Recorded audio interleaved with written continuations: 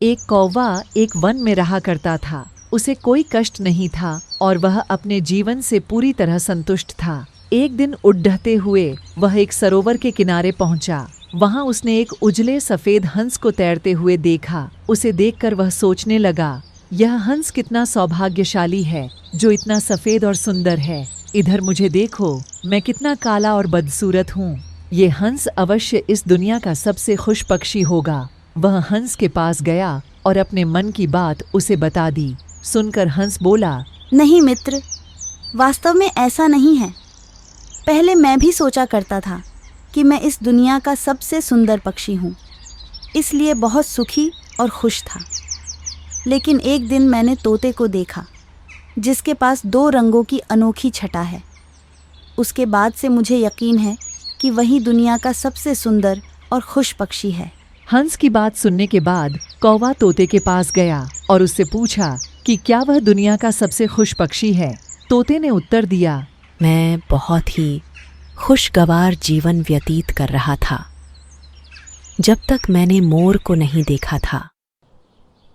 किंतु अब मुझे लगता है कि मोर से सुंदर तो कोई हो ही नहीं सकता, इसलिए वही दुनिया का सबसे सुखी और खुश पक्षी है।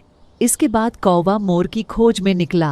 उड़ते उड़ते वह एक चिड़ियाघर पहुंचा। वहां उसने देखा कि मोर एक पिंजरे में बंद है और उसे देखने के लिए बहुत सारे लोग जमा हैं। सभी मोर की बहुत सराहना कर रहे थे। सबके जाने के बाद कौवा मोर के पास गया और उससे बोला, तुम कितने सौभाग्यशाली हो जो तुम्हारी सुंदरता के कारण हर रोज हजारों लोग तुम्हें देखने आते हैं। मुझे तो लोग अपने आसपास भी भटकने नहीं देते और देखते ही भगा देते हैं। तुम इस दुनिया के सबसे खुश पक्षी हो ना।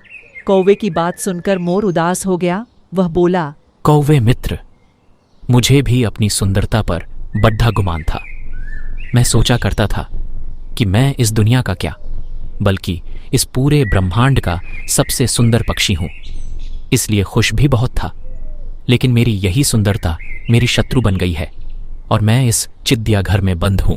यहां आने के बाद इस पूरे चिड़ियाघर का अच्छी तरह मुआयना करने के बाद मैं इस नतीजे पर पहुंचा हूं कि कौवा ही एक ऐसा पक्षी है जो यहाँ कैद नहीं है।